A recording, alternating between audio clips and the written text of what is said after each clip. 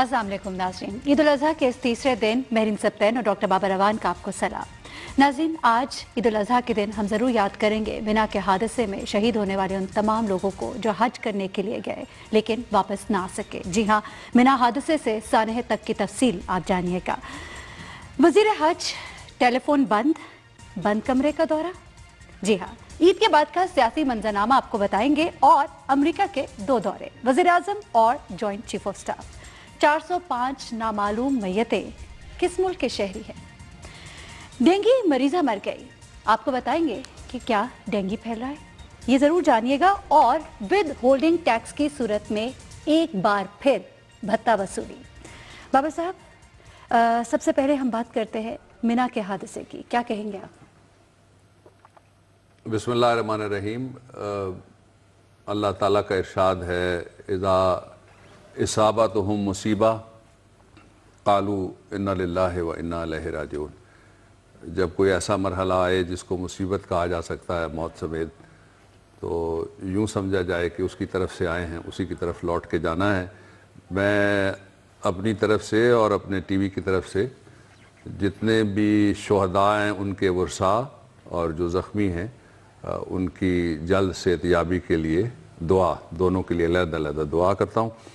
उसके साथ ही कुछ तफसीलात आई हैं और कुछ तफसीलात हमने इकट्ठी की हैं अरब मीडिया से, और कुछ तफसीलात हमने ली हैं जो गवर्नमेंट की वेबसाइट्स हैं सऊदी अरेबिया के अंदर उनसे, और कुछ ऐसी मालूमात जो अभी तक पाकिस्तान की एम्बेसी और पाकिस्तान के वो ज़िम्मेदारान जिनकी ये ड्यूटी लगी हुई है और जिसकी तनख्वाह वो लेते हैं, दौरे करते हैं, हमारे पैसों से वो फर्स्ट क्लास में सफ़र करते हैं, ये उनकी ड्यूटी थी वो कौम को बताएं, लेकिन हम वो आपको ये सारी तफसीलात आज अब बताएंगे। मैं शुरू में आपको बता देता हूँ जो सिनारियो हुआ वहाँ पे, उसके 4-5 वर्शंस जो मीडिया है अरब, वो सारा का सारा सारी दुनिया के अंदर पेश कर रहा है, और उसके साथ वेस्टर्न मीडिया भी इसमें शरीक है। सिनारियो नंबर 1 ये है कि कुछ ईरानियन हाजी थे जिन्होंने इंस्ट्रक्शंस फॉलो नहीं की। सिनारियो नंबर 2 ये है कि कुछ अफ्रीकन हाजी थे जिन्होंने जोरावरी की। सिनारियो नंबर 3 ये है कि एक गेट खुला रह गया। सिनारियो नंबर 4 ये है कि वक्त पे जिनकी ये ड्यूटी थी कि वो इंस्ट्रक्शंस देते वो मौजूद नहीं थे। और आखिरी सिनारियो ये बताया जा रहा है कि रश हो गया और टाइमिंग्स को लोगों ने ऑब्जर्व नहीं किया। ये तो वो सारे सिनारियोज थे जिनको प्रेस ने एक्सपाउंड किया और प्रेस ने पेश किया, और ये मौक़िफ़ थे वो जो अरब मीडिया के अंदर और वेस्टर्न मीडिया के अंदर आए। अब 2-3 बातें बड़ी ज़रूरी हैं जानना, वो मैं आगाज़ में ही कह देता हूँ कि जो हज करवाने की ज़िम्मेदारी है उसके लिए जो शख्स रहनुमाई करता है उसको मुअल्लिम कहते हैं। जिन्होंने हज या उम्रा किया वो जानते हैं, जिनको नहीं पता उनको मैं बता देता हूँ। मुअल्लिम का मतलब है मुर्शिद, जो बताता है किधर जाना है, किधर आना है, क्या करना है, क्या पढ़ना है, किस तरह से कौन सा रिचुअल है। मुअल्लिम का मतलब है उस्ताद जो तालीम देता है उन रिचुअल्स के बारे में। सऊदी गवर्नमेंट ने एक बुनियादी काम ये किया कि बहुत अरसे तक तारीख हमें ये बताती है हज की कि मुख्तलिफ ममालिक में से हज मतरूक होता रहा, यानी बंद किया जाता रहा वक्ती तौर पे, मौकूफ़ जिसको कहा जा सकता है, सही लफ्ज़ ये होगा, वो होता रहा। और उसके सबब ये थे कि हज के रास्ते महफूज नहीं थे। बैरी कज़ाक बैठ जाते थे समंदर के रास्ते जाने वालों के जहाज़ लूटने के लिए और कश्तियाँ उलटने के लिए, और जो कुछ माल असबाब औरतें बच्चे भी वो छीन लेके जाते थे।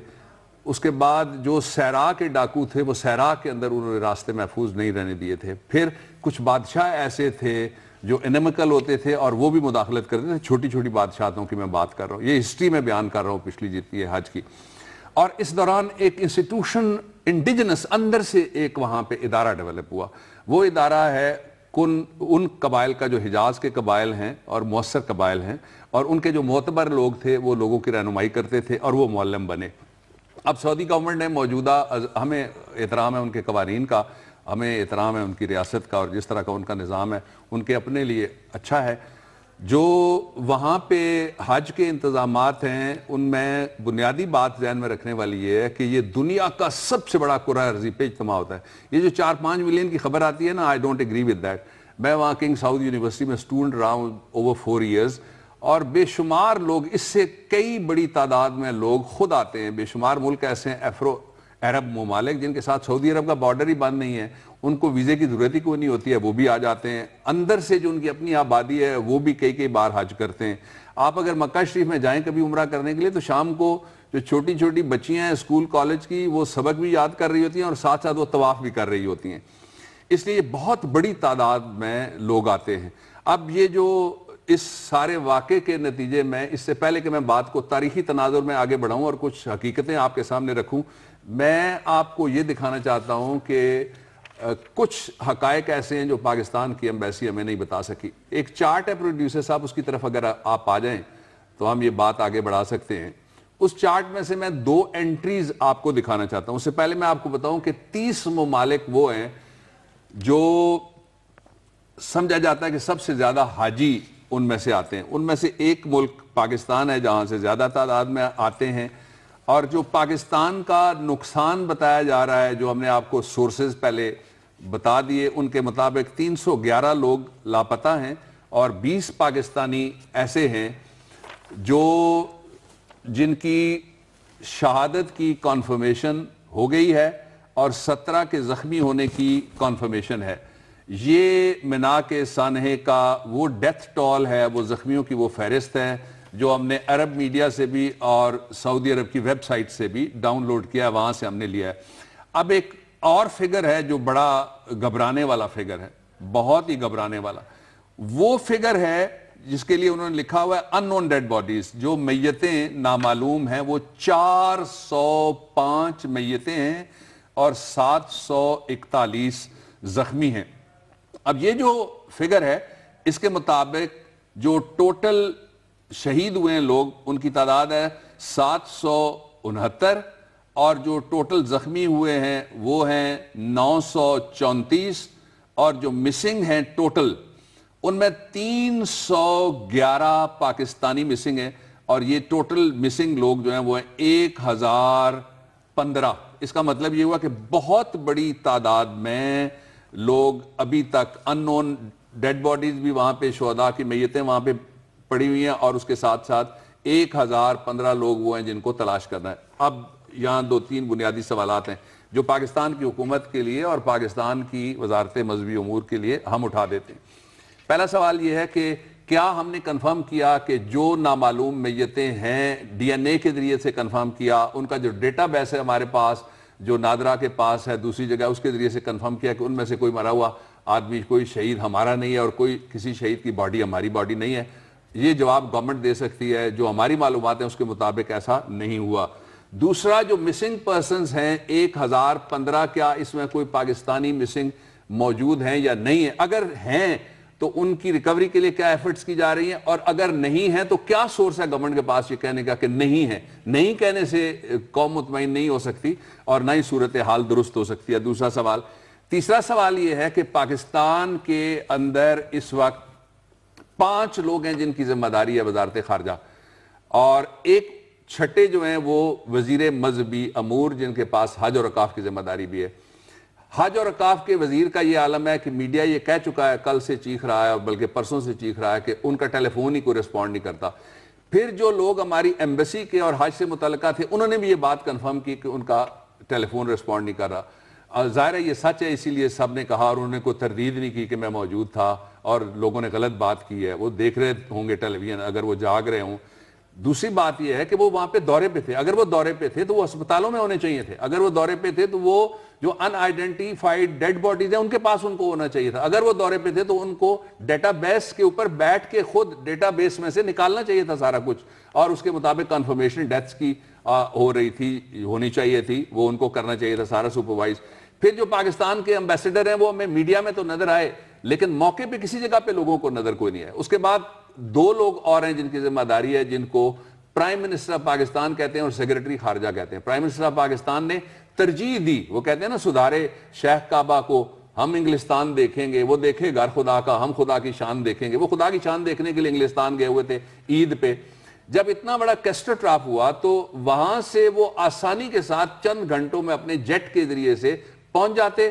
وہ سعودی عرب کے خادم حرمین شریفین کنگ سے ملتے, وہ وہاں جا کے حج اور اوقاف کے لوگوں سے ملتے, وہ وہاں جا کے ایمرجنسی سروسز سے ملتے, وہ خود سپروائز کرنے کے لیے گھنٹہ آتے. اگر وزیر اعظم تو فرق پڑتا. بہرحال انہوں نے یہ پسند کیا کہ وہ پاکستان کی میتوں کے ساتھ، پاکستان کے زخمیوں کے ساتھ کھڑے ہونے کے بجائے انہوں نے کہا کہ جی امریکہ میں میری کچھ تقریریں ہیں جو نہ یہاں ہیں نہ وہاں ہیں، نہ جن کا کوئی مطلب ہے، نہ جن کا کوئی اس وقت کوئی تناظر ہے جس میں وہ تقریریں ضروری ہوں۔ ایک آدھ ابھی آپ تھوڑی دیر پہلے سن بھی رہے تھے ٹیلی ویژن اسٹیشن سے، آپ نے دیکھ لیا ہوگا کہ وہ کیا تقریر تھی اور کتنی ضروری تھی مرنے والوں کے اور زخمی ہونے والوں کے اور غمزدہ خاندانوں کے مقابلے میں، کہ ان کے ساتھ کھڑا ہو کے وہ بولیں اور یہاں نہ واپس آئیں۔ اچھا، ایک اور پہلو اس کا، وزیر اعظم، میں یہ بات ایک سے زیادہ دفعہ کہہ چکا ہوں پبلکلی بھی، دہرا دیتا ہوں اختلافی نوٹ میں، کہ وزیر اعظم کے پاس جو وزارت خالی ہو ریزیڈیو پاورز ان کے پاس ہیں، بقیہ وزارتیں ان کے پاس آ جاتی ہیں۔ اس لیے پاکستان کے وزیر خارجہ نواز شریف صاحب ہیں، کوئی اور نہیں ہے۔ سیکرٹری خارجہ ہیں اعزاز صاحب، وہ واپس آ جاتے ہیں، ان کو بھیج دیا جاتا، چند گھنٹے کے لیے بھیج دیا جاتا، لیکن وہ بھی نہیں واپس آئے۔ پھر دو لوگ اور ہیں جن کی یہ ذمہ داری ہے کہ ان دونوں کی غیر موجودگی میں یا ان ایڈیشن ٹو دیم وہ بھی پاکستان کی وزارت خارجہ کے اوپر بیٹھے ہوئے ہیں، تنخواہیں لے رہے ہیں، ان کے پاس مراعات ہیں، ان کے پاس وزیر کا پروٹوکول ہے، ان کے پاس گاڑیاں ہیں، ان کے پاس بنگلے ہیں، ان کے پاس تنخواہیں ہیں۔ اچھا، وہ کون صاحب ہیں جی؟ ایک ہیں سرتاج عزیز صاحب ہیں، سرچار عزیز صاحب لوگ ان کو کہتے تھے جب وزیر خزانہ تھے، اور وہ بھی نہیں گئے جی۔ ایک اور کون ہے؟ فاطمی صاحب ہیں جی، وہ بھی نہیں گئے۔ ان کی بیگم صاحب ابھی ایم این اے ہیں، وہ پارلیمنٹ کا حصہ ہیں، جوابدہی کا احساس ہونا چاہیے تھا، لیکن وہ بھی وہاں تشریف لے کے نہیں گئے۔ یہ جو اسکیل آف پریفرنسز ہے کہ پاکستان کے عوام پاکستان کی حکومت کی کس درجے کی ترجیح کے اوپر ہے، اس سے یہ اس کا اظہار ہوتا ہے۔ اچھا، اس کا ایک اور پہلو ہے، وہ نہ کہیں میں چھوڑ دوں آپ کو بتانا، وہ یہ ہے کہ اس وقت جو کنٹری لارجسٹ، جو ممالک لارجسٹ حاجی بیچتے ہیں، حاجیوں کی سب سے بڑی تعداد جہاں سے جاتی ہے، ان میں سب سے پہلے نمبر پہ ہے انڈونیشیا، مسلم ملکوں میں سے، دوسرے نمبر پہ ہے پاکستان، تیسرے نمبر پہ انڈیا۔ انڈیا کی آبادی بہت زیادہ ہے مسلمانوں کی، پھر بنگلہ دیش، پھر Nigeria, Egypt, Iran, Turkey, Algeria اور موراکو۔ یہ جو پاکستان کا نمبر ہے، اس کا مطلب یہ ہوا کہ ہماری تیاریاں انڈونیشیا کے بعد سب سے زیادہ منظم ہونی چاہیے، اور ہمارے پاس سارے فیکٹس اینڈ فگرز بھی ہونی چاہیے۔ اچھا، اب ایک اور اس پہ میں بات آپ سے شیئر کر لوں، وہ یہ ہے کہ وہ جو عمرہ کرانے کے ایک ٹریڈیشنل وہاں پہ روایت رہی ہے، جس طرح کلید کعبہ ہے، رسول اللہ صلی اللہ علیہ وآلہ وسلم پر ہماری ہزار جانیں قربان، جب تشریف لے کے فتح مکہ والے دن تو اس قبیلے کو خدشہ پیدا ہو گیا کہ شاید آج کعبے کی کلید چابی ہمارے ہاتھ سے چلی جائے گی، اور آپ نے بلا کے، جب بت سارے گرائے، توڑے، ہٹائے، جلائے جا چکے، تو آپ نے بلا کے کعبے کی چابی ان کے سپرد کی۔ میں نے پہلے کہا کہ ہم ایک سعودی عرب کو ایک انڈیپینڈنٹ ساورن برادر اسلامی ملک ہے، اس کے احترام کے بعد ہم چونکہ سٹیک ہولڈر ہیں۔ میں نے سٹیک ہولڈر کس طرح سے، میں نے فیکٹس اینڈ فگرز یہ سعودی گورنمنٹ کے آپ کے سامنے رکھ دیے کہ انڈونیشیا کے بعد پاکستان دوسرا ملک ہے، حالانکہ انڈیا میں جو مسلمان ہیں ان کی آبادی پاکستان کی آبادی سے بھی زیادہ ہے، اس کے باوجود ہمارے حاجی زیادہ ہوتے ہیں۔ میں سٹیک ہولڈر ملک ہوں، اس لیے سٹیک ہولڈر کی حیثیت سے میں یہ بات کہنا چاہتا ہوں، ایک کام کرنے کی ضرورت ہے۔ وہ کام یہ ہے کہ 10-15 دن کا تربیتی پروگرام، جس میں سعودی گورنمنٹ بھی ہو، جس میں متعلقہ ملک بھی ہو، اور وہ بڑے ممالک، یہ ممالک کی لسٹ میں نے آپ کو دے دی، یہ لسٹ آپ کی ہے، ہماری نہیں ہے، یہ سارے کے سارے ہوں، ان کے ساتھ بیٹھ کے لوگوں کی حج کی تربیت کا پروگرام ایسا تیار کیا جائے کہ جب مختلف کلچر والے لوگ، مثال کے طور پہ ہم لائن توڑنا پسند کرتے ہیں، جو برطانیہ میں رہنے والا مسلمان ہے وہ لائن میں کھڑا ہونا پسند کرتا ہے، کوئی دھکا مارنے والے ہیں، کچھ دھکے کھانے والے ہیں، اس لیے ہمیں ایک کوڈ یہ بنانا پڑے گا تربیت کا، جس میں جب ایکٹ کرنے کا ٹائم آئے، یعنی کوئی قدم اٹھانے کا ٹائم آئے یا ری ایکٹ کرنے کا ٹائم آئے، کوئی ایمرجنسی آ جائے تو اس کو کس طرح سے میٹ کرنا ہے، اس کا ٹائم آئے تو وہ سارے مل کے اس کو پھر ری ایکٹ کریں۔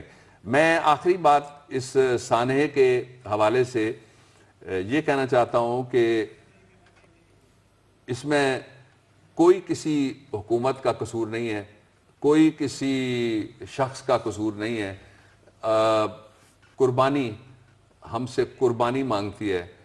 اگر کوئی ریچول ہے، کوئی مذہبی رسم ہے، اس کو ادا کرنے کے لیے آپ اپنی مرضی کریں گے، میں اپنی مرضی کروں گا، دوسرا اپنی مرضی کرے گا، تو ظاہر ہے کسی نہ کسی جگہ پہ پھر حادثہ ہوتا ہے، اور اللہ کرے کہ ایسے حادثات نہ ہوں، اور انسانی طور پہ ان حادثات کو ختم کرنے کے لیے ساری دنیا کے اندر میکنزم بنائے جاتے ہیں، بڑے سے بڑے اجتماع کے لیے بھی وہ میکنزم وہاں پہ موجود ہیں.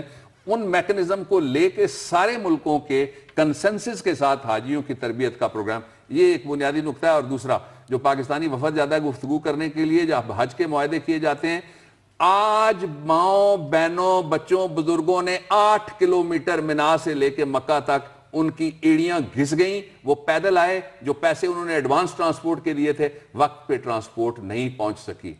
یہ ہے مس مینجمنٹ آف دس گورنمنٹ. صحیح.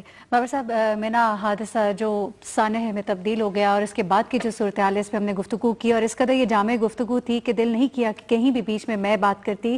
آخر میں صرف اتنا ہی کہیں گے، جیسا کہ بابر صاحب نے کہا کہ ضرور ایسے انتظامات بھی ہونے چاہیے جہاں حج ٹریننگ کیمپس ہوتے ہیں، آپ کو بتایا جاتا ہے حج کس طرح سے ادا کرنا ہے، وہاں ساتھ ہی ساتھ اس طرح کے کسی بھی مسئلے میں جب اس طرح کا کوئی واقعہ پیش آئے تو اس میں کس طرح سے ریاکٹ کرنا ہے یہ بھی سکھایا جائے، یہ بھی بتایا جائے، اور جو مس مینجمنٹ ہوتی ہے اس کی طرف توجہ دی جائے. حکومت وقت سے بھی ہماری درخواست ہے کہ ضرور وہ لوگ جو متاثرین ہیں، جو ان کے گھر والے ہیں، ان کو جو وہ اپروچ کرنا چاہ رہے ہیں ان کو ایک پراپر طریقہ دیا جائے تاکہ انہیں کسی قسم کے مسئلے کا وہ شکار نہ ہو، کیونکہ پہلے ہی وہ بہت دکھی ہیں. اور ہم امید کرتے ہیں کہ وہ 405 نامعلوم میتیں جو ہیں وہ ان کے بارے میں شناخت ہو سکے، اور ہماری دعائیں اپنے تمام بہن بھائیوں کے ساتھ ہیں جو حج کرنے گئے ہوئے. ناظرین، یہاں پہ بریک لیں گے. بریک سے جب ہم واپس آئیں گے تو ہم نے بات کرنی ہے عید کے بعد جو اس وقت کا سیاسی منظرنامہ ہے وہ ضرور جانیے گا. ہمارے ساتھ رہیے.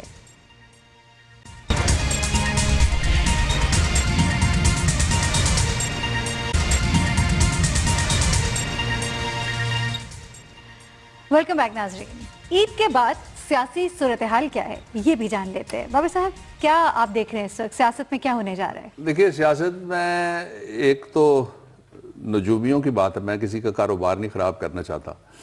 نجومی یہ کہتے ہیں کہ جس حکومت اور حکمران کے دور میں 2 خطبے ہو جائیں وہ چلا جاتا ہے، اور وہ مثال دیتے ہیں جناب مشرف صاحب کی. اب میں نہیں کہنا چاہتا کہ کون جا رہا ہے اور کب جا رہا ہے اور کس طرح سے جا رہا ہے، یہ کام میں نجومیوں پہ چھوڑ دیتا ہوں. لیکن ان کی جو تیاریاں ہیں حکومت کی، جس طریقے سے یہ لگے ہوئے ہیں، ان کو لڑائی کے لیے کھمبے کی تلاش ہے، اور کھمبا میرے خیال میں ملنے والا ہے. دوسرا اس کا پہلو یہ ہے کہ 4تھی وکٹ جو عمران خان کی ہے اس کا کیس آ رہا ہے اب عید کے بعد.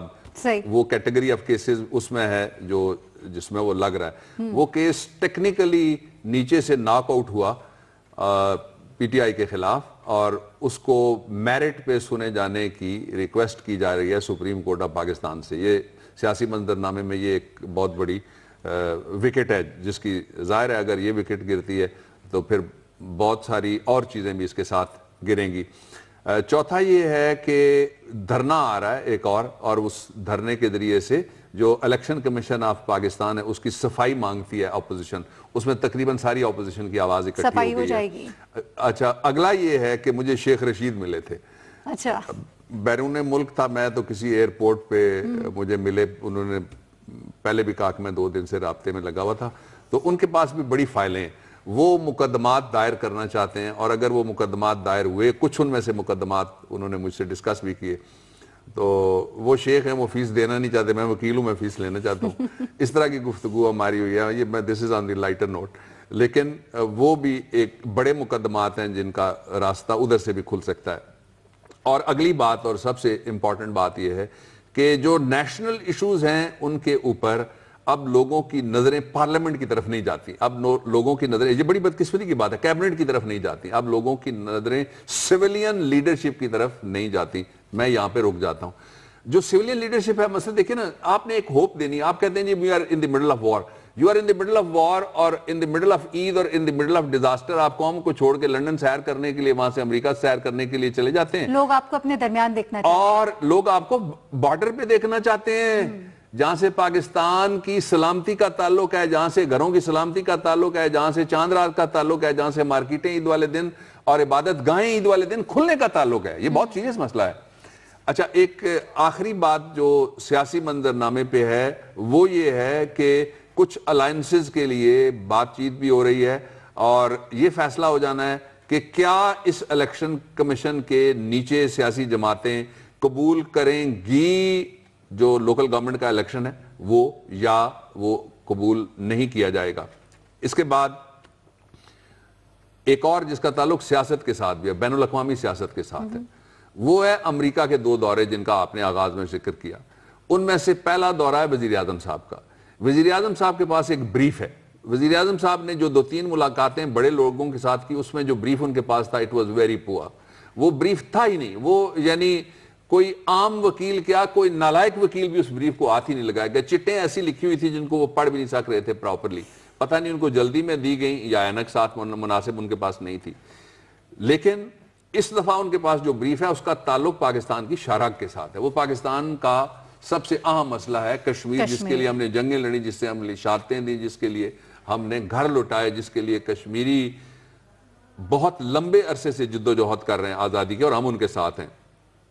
دوسری طرف انہوں نے جو سلیکشن کی ہے, جس طریقے سے جن جن جگہوں کے اندر جا کے وہ خطاب فرما رہے ہیں, ان میں کوئی بھی ایسی جگہ امپورٹنٹ نہیں ہے جس کا کوئی امپیکٹ کریٹ ہو سکے ان کے دورے پہ, یا ان کی جو سائیڈ لائنز کے اوپر جو میٹنگ ہونی ہے ان کے بارے میں بھی کچھ کلیئر نہیں ہے کہ وہ کس کے سائیڈ لائن کا مطلب یہ ہے کہ جب اقوام متحدہ کا اجلاس ہوتا ہے تو وہاں جو ایک دوسرے سے مختلف ملکوں کے حکمران یا ایک دوسرے سے مختلف ملکوں کی حکومتوں کے جو حکمران ہیں وہ جب ملتے ہیں, ریاستوں کے سربراہ ہیں وہ ملتے ہیں, تو اس کو سائیڈ لائن کی ملاقاتیں کہا جاتا ہے. اچھا, عید کے بعد کا جو سب سے امپورٹنٹ ایونٹ ہو جانا ہے آگے چل کے, وہ یہ ہے کہ ایک طرف وزیر اعظم گئے اور دوسری طرف جوائنٹ چیف آف سٹاف بھی امریکہ کے دورے پہ گئے. وہ ایک ایسے دورے پہ گئے جہاں 20 ممالک کے لوگ آئیں گے. وہ ایک ایسے دورے پہ گئے, اس سے پہلے بھی آپ کو یاد ہے کہ وزیر اعظم بھی گئے تھے اور جنرل رائل شریف بھی گئے تھے. رائل شریف والا دورہ ان ڈیپتھ دورہ تھا اور وزیر اعظم والے دورے کے اوپر میں تبصرہ کر چکا ہوں.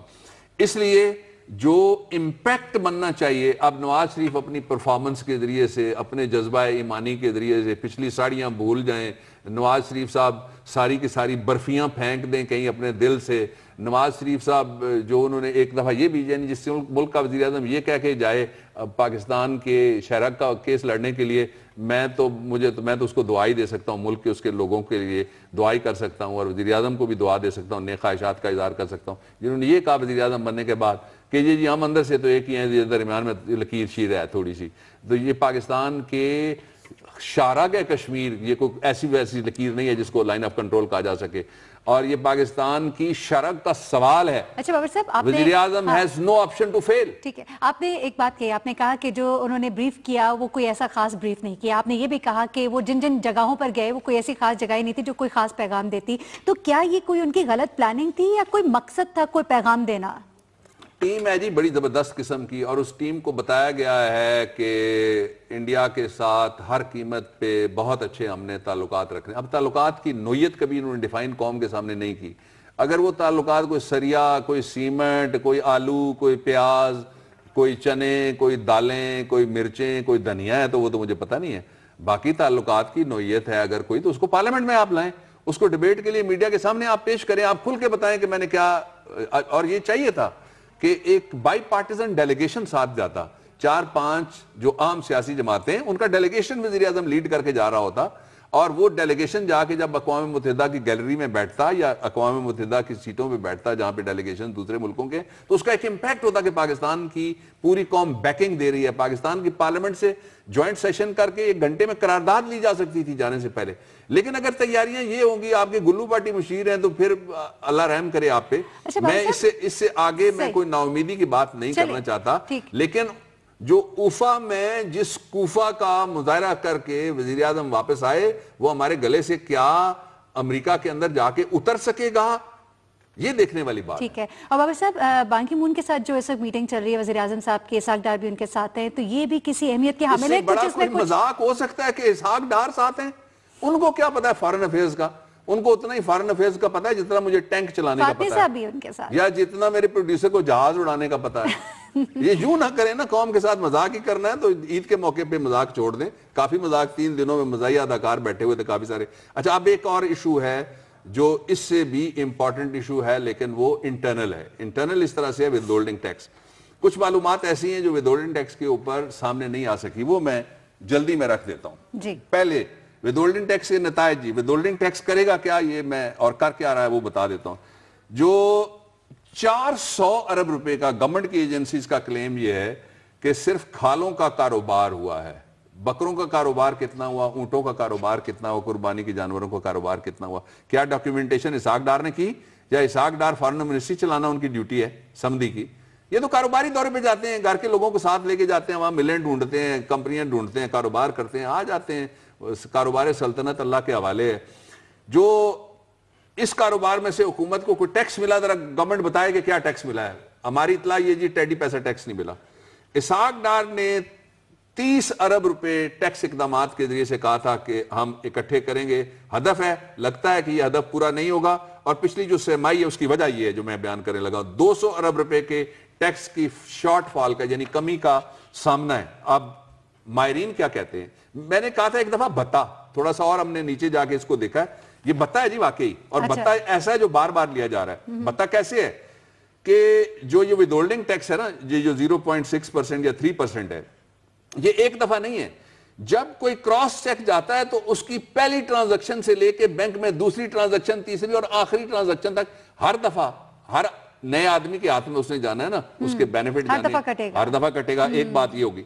और इस तरह से जो नॉन फाइलर्स हैं उनसे 6% वाला जो टैक्स है 0.6%, वो कई दफा काटा जाएगा। उसके साथ ही एक और बात मैं कह देता हूं कि आप चेक कर लेंगे किसी बैंक में जाके डिपॉजिट्स में कमी का रुझान है हर जगह पे। लोग ये कर रहे हैं कि प्रॉपर्टीज खरीदें या कुछ और खरीदें या कोई बहबूद सर्टिफिकेट खरीदें या कुछ और खरीदें, इस तरफ तवज्जो देने की जरूरत है। सारी दुनिया में आमदनी के ऊपर टैक्स लगता है। मैंने बताया 400 अरब रुपए की खाल, ट्रांजैक्शन के ऊपर टैक्स लगाया जा रहा है। जानवर की खाल में से 400 अरब पे टैक्स आप नहीं लगा सके। इंसान की खाल खींचना कितना अच्छा लगता है हमारे दोस्तों को। और फिर हमने बात आगे चल के करनी है एक खातून की भी। एड़ियां कुछ रगड़ी गई जद्दा में और कुछ एड़ियां वो रगड़ी गई हैं जो रावलपिंडी में। उनका तज़किरा हम करेंगे तलाश गुमशुदा में। सही। FBI हेडक्वार्टर्स जो हैं वो हफ्ते के रोज भी खोले रहते हैं और रेवेन्यू किस तरह जनरेट करना है और जो मुकर्ररा हदफ है वो किस तरह हासिल करना है, उसका शायद यही नया तरीका ढूंढा गया है, विद होल्डिंग टैक्स लगाकर, जो कि वाकई आवाम की खाल उधेड़ने के मुतरादिफ है। यहाँ पे ब्रेक लेते हैं। ब्रेक से जब हम वापस आएंगे तो हमने जरूर बात करनी है डेंगू की मरीजा जो कि मर गई, क्या किसी ने नोटिस लिया? तलाश गुमशुदा में हम तलाश करेंगे खादिम आला को। हमारे साथ रहिए।